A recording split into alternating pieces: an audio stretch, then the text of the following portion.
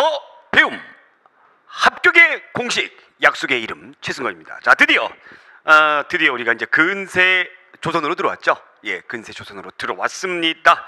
예, 조선의 건국에 대해서 우리가 한번 알아보도록 하겠습니다. 네, 제목이 안 떴네요. 네, 몇 강? 12강 조선의 건국과 기틀 마련에 대해서 우리가 한번 공부 한번 해보도록 할게요. 자, 교재는 40쪽에 나와 있습니다. 우선 조선의 건국과 관련돼 가지고 이제 조선 근세니까 조선 전기를 얘기하는 건데요. 조선 전기를 어디까지 보느냐? 양난까지를 보는 겁니다. 양난까지 이렇게 쭉 보는데 여러분들이 이제 약간의 흐름을 좀 알아주셔야 되겠죠. 여기가 이제 몇 세기? 이제 1400년. 그다음에 여기가 이제 1500년. 그다음에 여기가 이제 1600년이죠. 그럼 몇 세기예요? 여기 이제 16세기. 여기 이제 15세기. 조선 건국은 몇 년도에 했어요? 1392년에 했죠. 1392년에. 그죠? 거의 15세기 가까이서 됐습니다. 그래서 15세기 때는 국가의 기틀을 마련하기 위해서 무지하게 노력을 했다라는 얘기입니다. 기틀을 마련하기 위해서 노력을 많이 했던 것이고, 16세기 들어가게 되면 별로 이제 한 100년 동안 기틀을 잘 마련하고 뭐 전쟁도 없고 막 이렇게 하다 보니까 해이해지는 모습을 들을 수가 있어요. 그리고 이제 그 해이해진 것 때문에 크게 한번 당하죠. 1592년도에 뭐가 일어나요? 임진왜란이 일어난다라는 거죠. 임진왜란이 일어난다. 임난이 일어난다라는 겁니다. 왜란이 일어난다. 네, 그런 것을 볼 수가 있고, 우선 여기에서 이제 여기 보시면 건국 과정을 보시면 위화도에서 회군을 하죠. 이성계가 위화도에 회군을 하고 정권을 장악을 합니다. 그러면서 자기를 도와준 신진사대부들의 경제적 기반을 마련하기 위해서 과전법을 실시한다라는 거죠. 자, 과전법이 뭐냐? 고려 시대의 원래 기본적인 토지 제도는 전시과였죠. 전시과. 전지와 시지를 줍니다. 시지는 뭐예요? 산이에요. 산에 뭐가 많아요? 나무가 많죠. 그래서 땔감을 주는 거예요. 근데 시지를 주지 않습니다. 그래서 거꾸로 해서 과전이에요. 과전.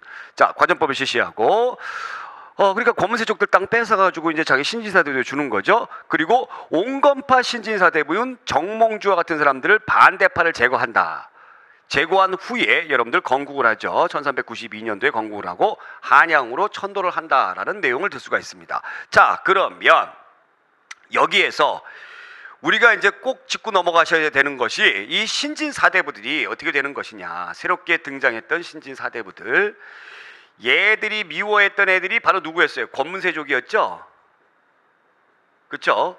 권문세족이었는데 우리가 지난 시간에 공부했습니다만 신진사대부는 개혁적인 세력이었어요. 근데 이 신진사대부가 조선 건국을 놓고 둘로 나눠지게 됩니다. 온건파와 뭘로 나눠지게 되죠? 개혁파로 나눠지게 돼요. 급진파, 강경파라고 합시다. 강경파로 나눠지게 되는 것이죠. 그래서 이 강경파들이 뭐를 세우는 거예요? 조선을 세우는다라는 거죠. 조선을 세운다. 그래서 얘네들이 조선을 세우고 또 그 다음에 이 세종의 둘째 아들이 수양대군이 임금이 되죠. 그래서 어린 조카 단종을 몰아내고 자기가 임금이 되는데 그걸 계유정난이라고 그러는데 얘들도 이제 공을 세우죠. 그러면 이렇게 세조를 도와줘서 임금이 되게끔 해서 공을 세웠어. 그 다음에 조선 건국 초기에 또 공을 세운 사람들이 있어. 이런 사람들은 뭘 받아야 돼요? 훈장을 받아야 되겠죠. 훈장받은 옛날 세력이다 해가지고 뭐라고 부릅니까? 훈구 세력이라, 훈구파라고 불러요. 훈구파.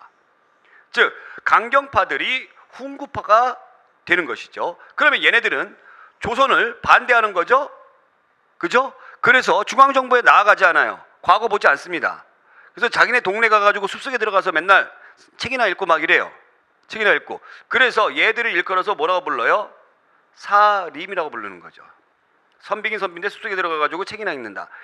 얘네들이 중앙에 15세기 말에 진출을 해가지고 16세기 때에 중앙정권을 장악을 하게 되는 거죠. 사림들이. 그래서 15세기의 주인공은 훈구 세력이다라고 보시면 되고 16세기의 주인공들은 사림이다라고 여러분들이 꼭 기억해 주세요. 정말 눈물겹도록 얘네들이 핍박을 받습니다. 고려 말에 핍박을 받아가지고 에이씨 더러워 지 고향으로 다 내려가는데 15세기 요때쯤에 들어오면서 훈구파하고 또 대립을 하면서 핍박을 받아요. 총 4차례의 훈구와 사림이 어떻게 합니까? 대립을 하죠. 근데 사림들은 기반이 없기 때문에 훈구 세력들에 의해서 일방적으로 당해요. 그것이 바로 사화입니다.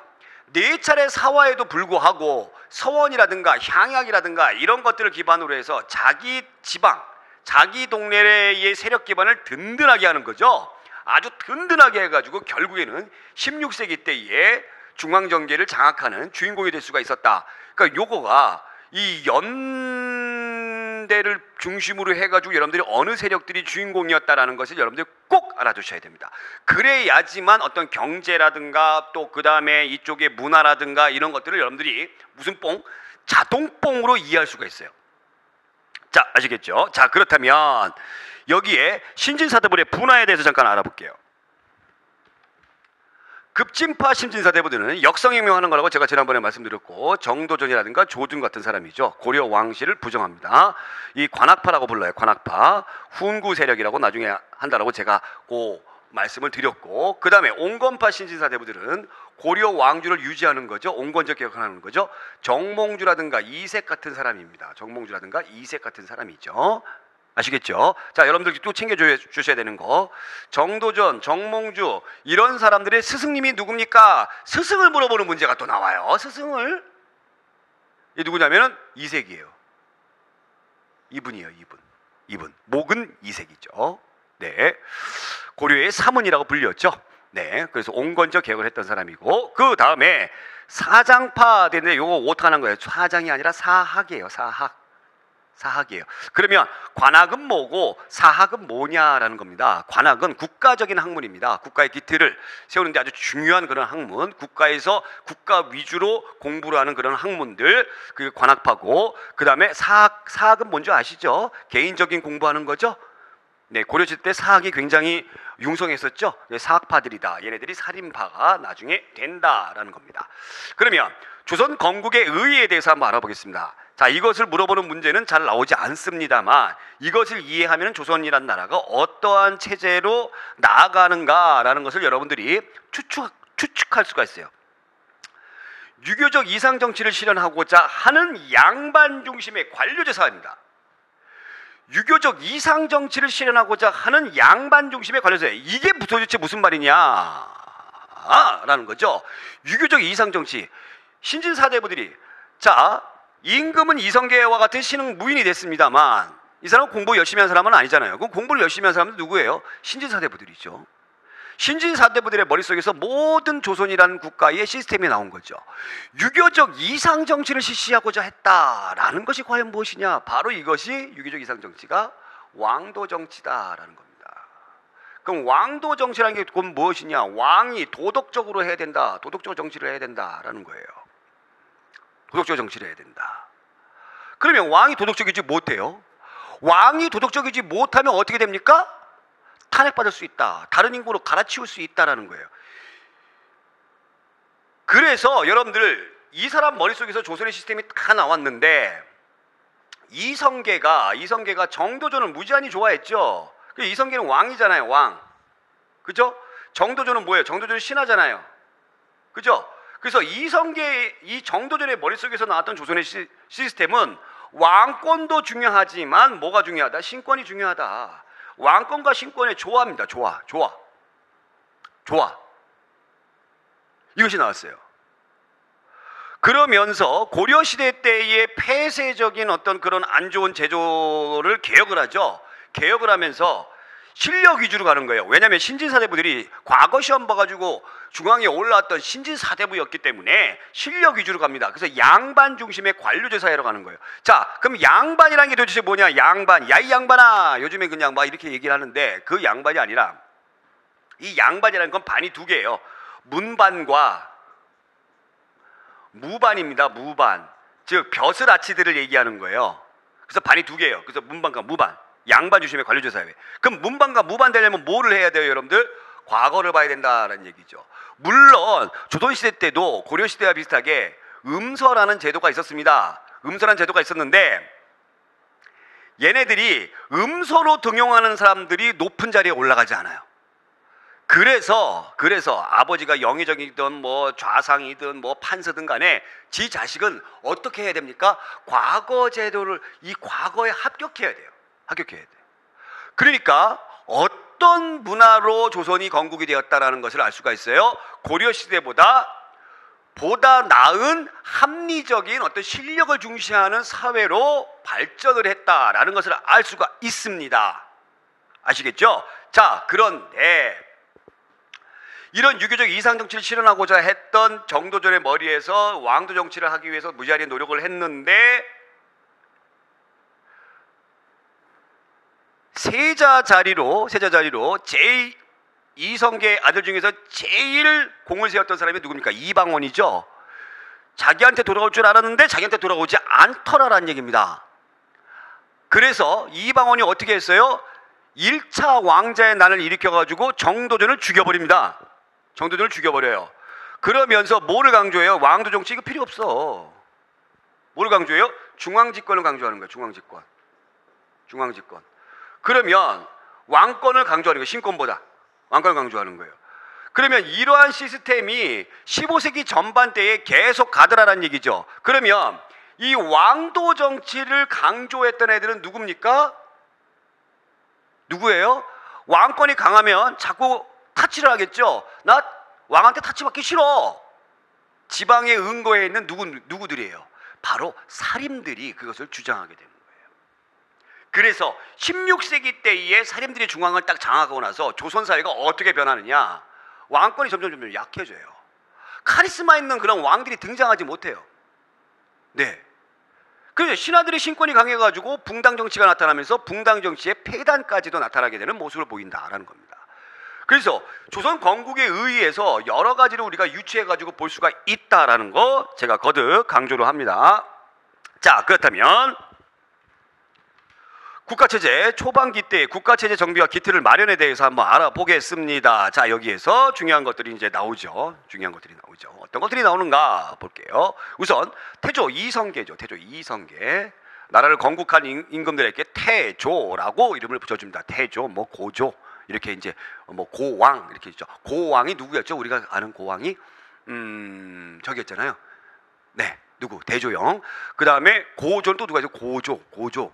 여러분들 한나라의 유방, 한나라를 세운 이 유방을 고조라고 그러는데, 자, 그 다음에 태종이라는 이름을 붙여준 사람에게는 굉장히 왕권 강화했던 무시무시한 사람을 얘기하는 거죠. 그래서 우리가 앞에서 잠깐 다뤘던 당태종, 이세민 얘기하는 거고, 그 다음에 세종은 제도나 문물을 완성했던 임금들, 그러니까 거의 세종이랑 칭호는 정말 위대한 사람에게 붙여준다라고 얘기를 하죠.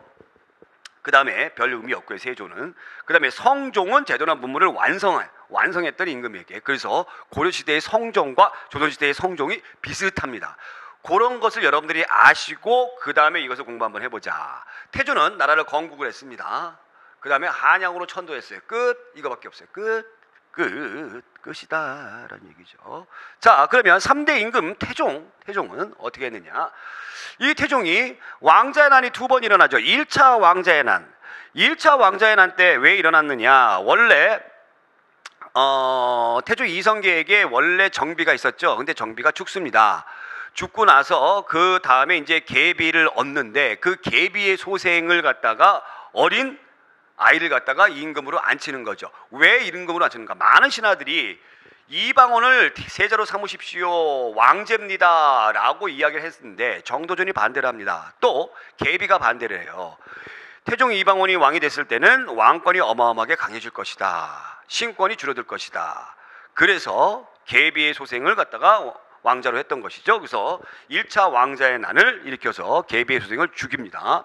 자, 그리고 2차 왕자의 난을 일으켜요. 2차 왕자의 난은 바로 뭐예요?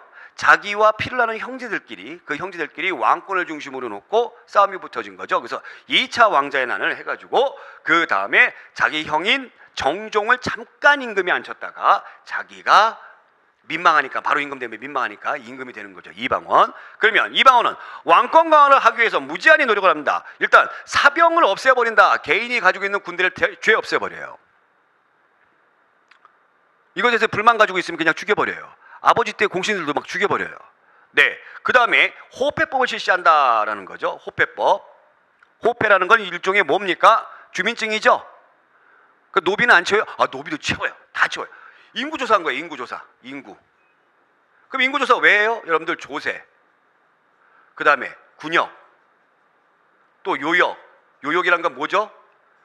노동이죠. 노동. 이런 거 부과하기 위해서 했던 것이죠. 자, 그 다음에 신문고 설치합니다. 신문고. 이 신문고도 왕권강화 차원이죠. 왜? 이 백성들은 말이에요. 이거 잘 들으셔야 돼요. 백성들은 말이에요. 자기 고장에 그 부임하는 어떤 사또, 수령들, 이런 사람들을 고발할 권한이 없습니다.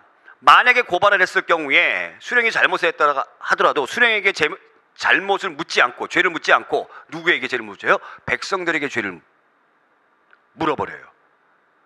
그러다 보면은 지방에 있는 수령들이 백성들을 지 멋대로 할 수 있겠죠. 그래서 그것을 방지하고자 여러분들 신문고라는 북을 두었습니다. 이 북을 두었는데 세종 때 잠깐 있다가 없어집니다. 쭉 없어지다가 18세기 들어가게 되면서 영조 때 부활을 시켜요. 영조 때 부활을 한다라는 거 챙겨주시고, 그 다음에 고려시대에 있었던 몽골 때 도병마사가 도평의사사로 전락을 했었죠. 이것이 국가의 최고 기구였죠. 이것을 폐지하고 이른바 의정부라는 기구로 새롭게 이름을 명칭을 해요.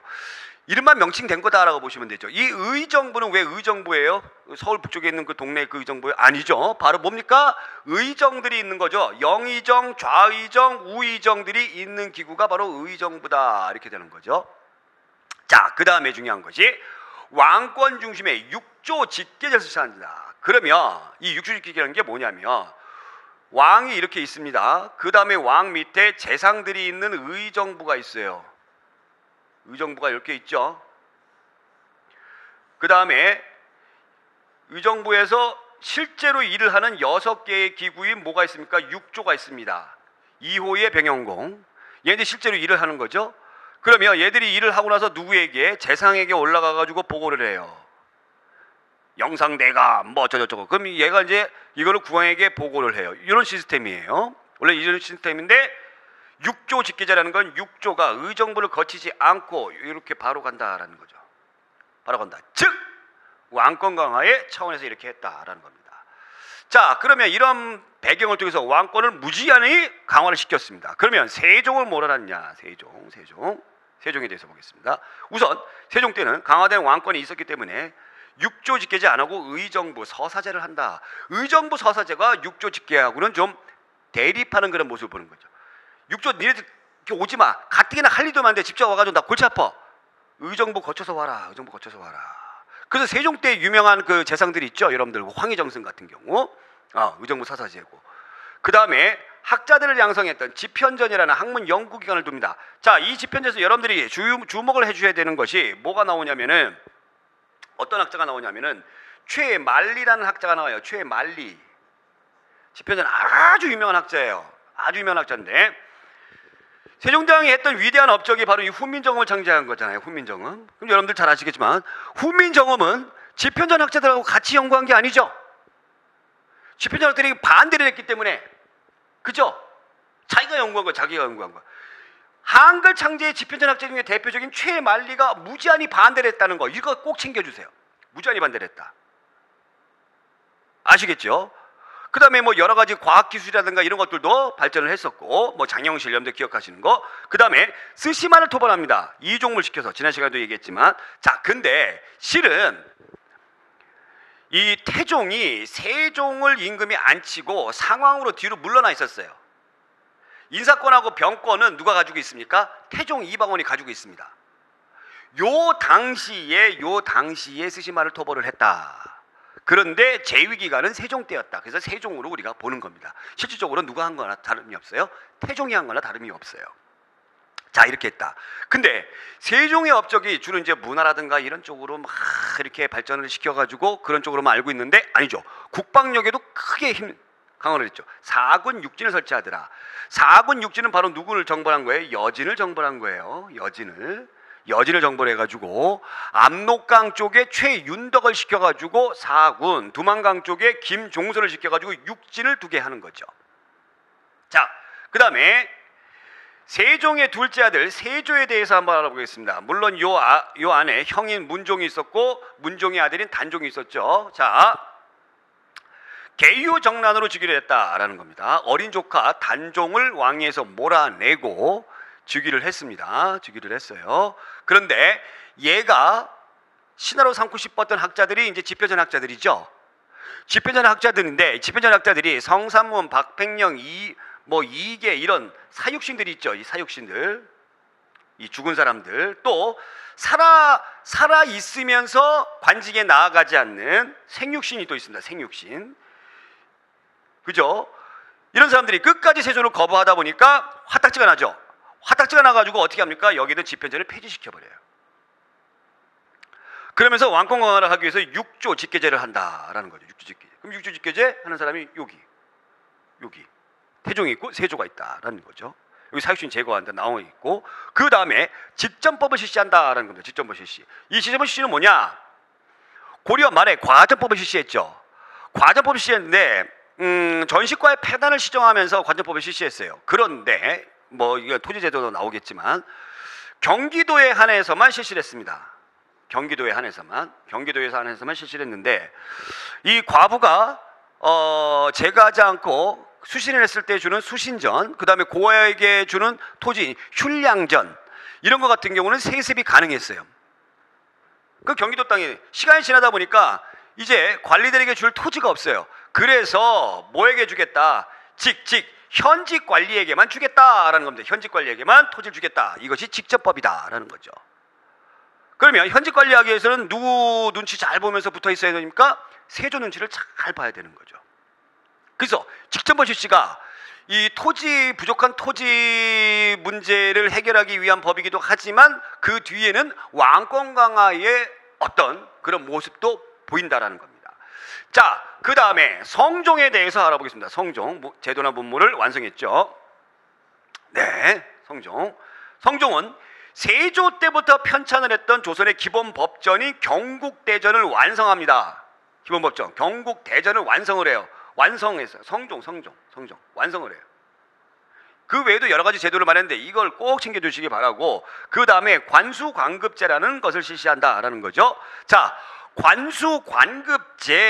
관수관급제 이것이 무엇이냐? 관에서 수거해가지고 관에서 뭐를 한다? 배급을 한다라는 거죠. 과전법에서는 뭐를 주는 거예요? 여러분들 관리가 되게 되면은 토지를 주는데 토지의 소유권을 주는 겁니까? 아닙니다. 뭘 주는 거예요? 수조권을 주는 겁니다. 수조권. 그러니까 수조권이라는 건 조세를 걷어들일 권리를 주는 거예요. 이것을 직전법을 실시했음에도 불구하고 모자랍니다. 그래서 관수관급제로 가더라라는 얘기예요. 관수관급제. 자, 이 관수관급제, 수조권을 누가 가지고 가는 겁니까? 국가가 가지고 가는 거예요. 국가가 가지고 가는 거예요. 자, 그러다 보니까 관리들이 내가 죽겠다가 관리 노릇 해봐야 내가 수조권도 받지 못하고 남는 것도 없고 뒤에 챙길 것도 없고, 그러면서 관직에 나아가 있을 때 뭐를 열심히 하려고? 부동산 투기를 하는 거죠. 그래서 이제 대농장 소유 현상으로 나타나게 됩니다. 물론 경제할 때 자세하게 다루겠습니다만, 예나 지금이나 이 관리들이 자기네들의 그 좋은 정보력을 이용해 가지고 좋은 토지들을 아주 값싸게 많이 사죠. 그래서 대농장 소유를 하게 되고, 이 대농장 소유를 하게 되면서 여기 자기 농장에서 일하는 백성들을 일을 시키고 나서 그 대가로 이제 뭐 받아야 되겠죠. 그럼 이 백성들이 열심히 내 농장에서 뭐를 해요? 열심히 농사를 지어가지고 수확을 합니다. 수확을 하면은 얼만큼 주인을 위해 떼줘요? 50%를 떼줘요. 그래서 이 반을 떼줘 버리는 그런 현상이 나타나겠죠. 그래서 농민들의 생활이 더 어떻게 됩니까? 어려워집니다. 병작 반수 현상이 나타난다라는 얘기죠. 병작 반수라는 개념 기억해 주시고, 이 병작 반수가 지주전호제하고 똑같아요.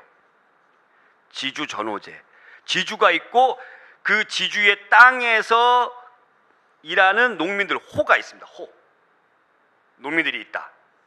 이것이 이제 관수관급제와 관련된 것이니까 여러분들이 꼭 챙겨서 두시기 바랍니다. 자, 그러면 다음 조선 초기의 대외 관계를 알아보겠습니다.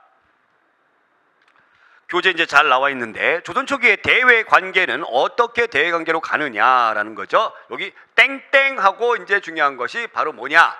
4대 교린이다. 얘 또 삑사리 난다. 4대 교린이다라는 거죠. 4대 교린. 자, 4대는 큰 나라 섬기는 걸 얘기하는 거고 교린은 친구처럼 지내는 걸 얘기하는 거죠. 그 큰 나라는 어디예요? 4대는 어디예요? 4대는 명나라고요. 나 분명히 여기다 쳤는데 왜 여기에 동글뱅이 쳐졌냐? 이상해 진짜. 명나라를 얘기하는 거고요. 명나라. 그 다음에 얘네들이 이제 기타 이쪽 애들이 교린입니다. 자, 명나라하고는 정도전이 초기에 요동정벌 계획이 있었다라고 했죠. 그러면서 얘가 뭐를 만듭니까? 정도전 굉장히 유명한 사람인 것 같아. 똑똑하고 지인법을 만들어요. 지인법을 만들어가지고 뭐를 하냐면은 군사들을 직접 훈련시켜요. 그런데 1차 왕자의 난으로 정도전이 죽죠. 계획이 있었어요. 그때.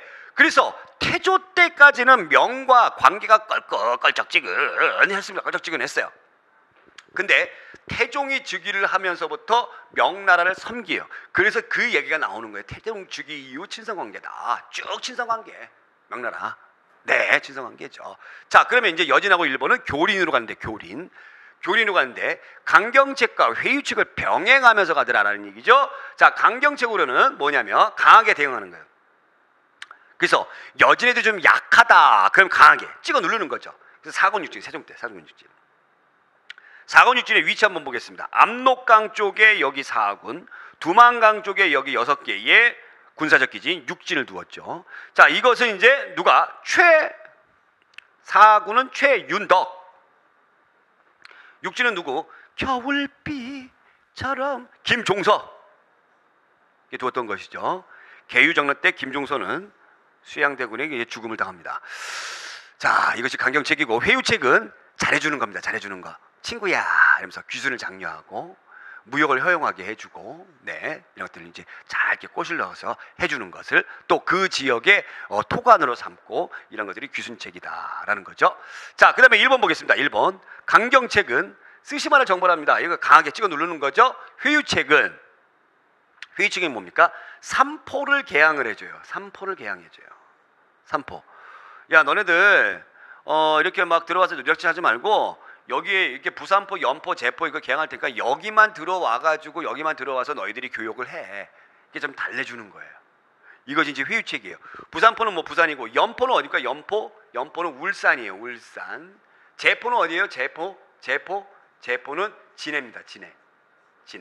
이 제포. 기타 류큐, 시암, 뭐 자와. 류큐는 어디입니까? 류큐는 오키나와 얘기하는 거죠.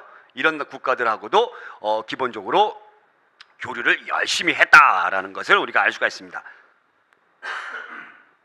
자, 이렇게 해가지고 우리가 조선 초기 때의 대외 관계 이런 부분에 대해서 알아봤고요. 지금 우리가 이제 공부했던 부분은 주로 몇 세기? 15세기의 내용이다라는 거죠. 15세기에. 그래서 15세기면 몇 년으로 1400에서 1500 요때의 조선은 사회를 얘기하는 거고, 이제 다음 시간에는 16세기의 조선 사회의 모습에 대해서 우리가 공부를 한번 해 보도록 하겠습니다.